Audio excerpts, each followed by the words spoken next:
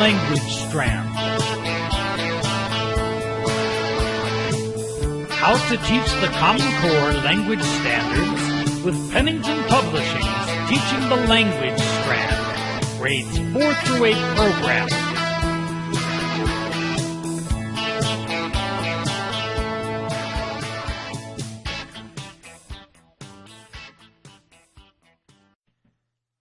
Training Module 6, Remedial Grammar, Usage and Mechanics Instruction. Language Standards 1 and 2, and the Language Progressive Skill Standards. Pennington Publishing's Teaching the Language Strand provides comprehensive programs for grades 4, 5, 6, 7, and 8. Each grade-level program includes the instructional resources teachers need to help their students learn every grammar, usage, mechanics, spelling, and vocabulary standard in the Common Core English Language Arts language strand. Teaching the language strand also includes all of the resources for teachers to meet the diverse instructional needs of individual students. The writers of the Common Core State Standards recognize the need for both review and remediation, especially in the language strand.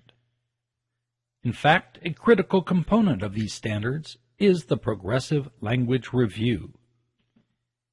The Teaching the Language Strand program has diagnostic grammar and usage, mechanics, and spelling assessments to determine the specific remedial needs of your students.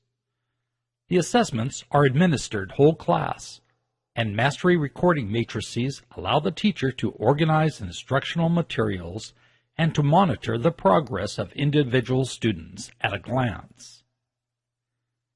The grammar, usage, and mechanics worksheets are designed to help students master the previous grade-level Common Core Language Convention standards, including the Language Progressive Skill Standards. Each worksheet includes concise definitions of the concept or skill, with examples, writing hints or models, a practice section, and a brief formative assessment. The language of instruction complements that of the language convention's lessons. Students progress at their own rates with the worksheets to master previous grade-level standards. In this training module, teachers will learn how to diagnose and remediate the mechanics and grammar and usage deficits of their individual students to help them catch up while they keep up with grade-level standards. Teachers will also learn a management system to individualize instruction while maintaining a productive and disciplined learning environment. The first task is to administer both the TLS Diagnostic Mechanics Assessment and the TLS Diagnostic Grammar and Usage Assessments. Each assessment is administered whole class and takes about 15 minutes to complete. The assessments measure the foundational yet rigorous kindergarten through third grade Common Core Language Standards 1 and 2. The TLS Diagnostic Grammar and Usage Assessment consists of 40 multiple-choice items, which correspond to the first 40 grammar, usage, and mechanics worksheets. The TLS Diagnostic Mechanics Assessment consists of 32 capitalization and punctuation skills, which are assessed through 8 sentence revisions. These 32 test items correspond to the last 32 grammar, usage, and mechanics worksheets. The teacher, instructional aide, or parent corrects both assessments and charts the individual skills that your students have not yet mastered on the mastery matrices. Record a slash for unmastered skills and leave the box blank for mastered skills. Make 2 copies of the matrices, one for student reference and one for teacher reference.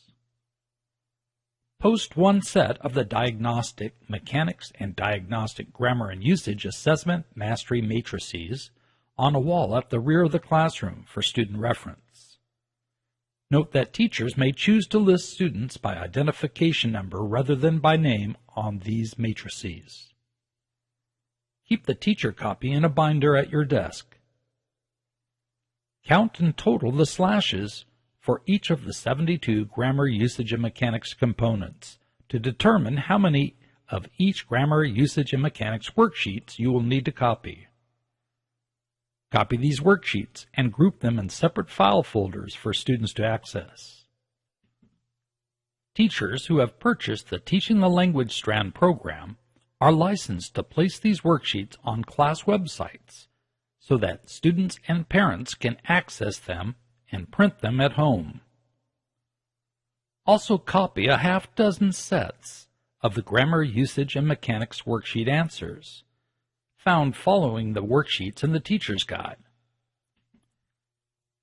Place these in 3-ring Grammar, Usage, and Mechanics answer binders in different classroom locations for student access and crowd control. Students will use these binders to self-correct their practice answers after completing each Grammar, Usage, and Mechanics worksheet. Teach students how to complete each section of the Grammar, Usage, and Mechanics worksheets before beginning instruction. The instructional components are the same on all 72 Grammar, Usage, and Mechanics worksheets. Once learned, students will be able to work independently to remediate their own mechanics and grammar and usage deficits. Display one of the Grammar, Usage, and Mechanics worksheets for your students to reference. Read the directions and explain each section of the worksheet. First, read the directions. An adjective modifies a proper noun, a common noun, or a pronoun, and answers which one, how many, or what kind. Explain that modify means to describe, change, limit, or restrict, and that this term is used to talk about relationships between words. Next, read the examples. That park answers which one. Had 2 playgrounds answers how many. And a swimming pool answers what kind. Now read the writing hints section. Note that the student learns and practices the grammar and usage concepts and the mechanics skills in the writing context and not as isolated concepts or skills. Say, adjectives usually are placed before nouns and pronouns. Don't use descriptive adjectives instead of well-chosen nouns and verbs. Especially avoid using adjectives that do not add meaning to a sentence. For example, adjectives such as interesting, beautiful, nice, and exciting do not help your reader understand the nouns or pronouns any better. Be specific as possible with your adjectives. The sympathetic man is better than the nice man. Tell students that the next section has them practice what they have learned in the definitions, examples, and writing hints sections. If students skip reading those sections, they will usually perform poorly in the practice section. This practice section requires students to sort 15 adjectives into the which one, how many, and what kind categories. After completing the practice section, a student will take the Grammar, Usage, and Mechanics worksheet and a different color pen or pencil up to one of the Grammar, Usage, and Mechanics answer binders to self-correct and self-edit. The student finds the practice answers to the worksheet and revises any mistakes with a different color pen or pencil. Note that the student has no incentive to cheat, as credit is only assigned for mastering the subsequent formative assessment. The student does not complete the formative assessment until the practice section has been graded, so that the student can learn from his or her mistakes before completing the last section of the worksheet. The student returns to his or her desk with the worksheet and completes the formative assessment. This formative assessment asks students to compose 3 sentences using an adjective from each category. Use none of the adjectives listed on this worksheet. Be as specific as possible. Note that this short assessment requires students to apply what they have learned in the writing context. When finished with a formative assessment, the student comes up to the teacher's desk to mini-conference. If the student has self-corrected and self-edited the practice section and passed the formative assessment, change the slash into an X for mastery on the appropriate box of the mastery matrix in your teacher binder, and record an A on the student's worksheet. Convert the A to points if you use a point system for grading. For example, 10 points for an A. Note that the teacher determines the level of mastery for each formative assessment. If the student has not yet mastered the concept or skill, you have 2 instructional options. 1. If the student understands the concept or skill after the mini-conference, direct the student to redo the formative assessment and return for recorrection. 2. Record a check mark instead of an A and direct the student to move on to the next worksheet. The student will have a chance to redo the worksheet after completing the rest of the assigned worksheets.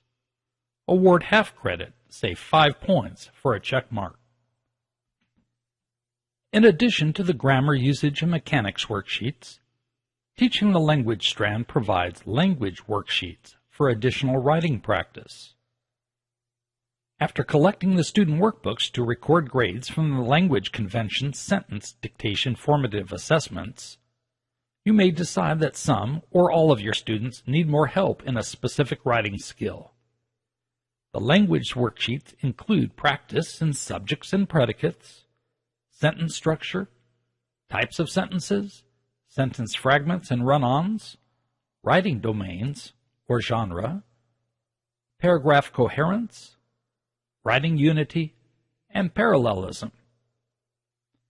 After completing a language worksheet, the teacher may choose to mini-conference with individual students or in small groups, or simply collect and correct.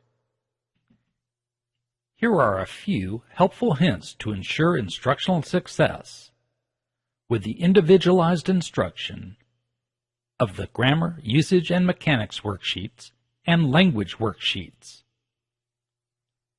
Tell students to begin with the lower numbered grammar, usage, and mechanics worksheets, and to complete only those worksheets indicated by slashes.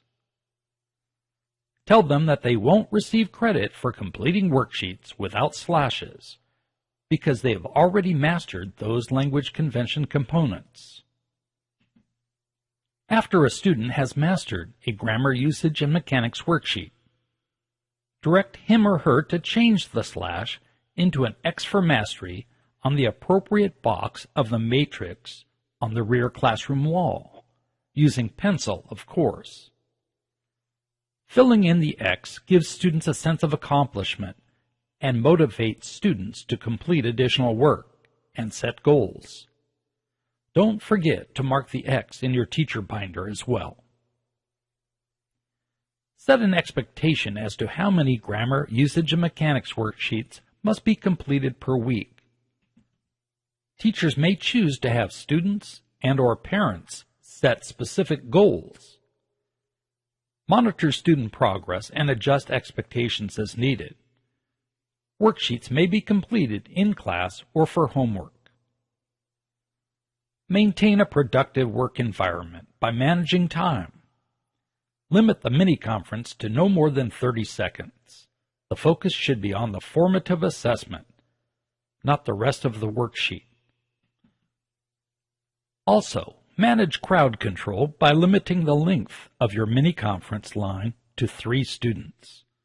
Waiting students can sign up for their places in line on the board and then continue work on the next worksheet until their turn arrives to conference. Finally, establish group norms regarding talking, helping peers, and overall work ethic.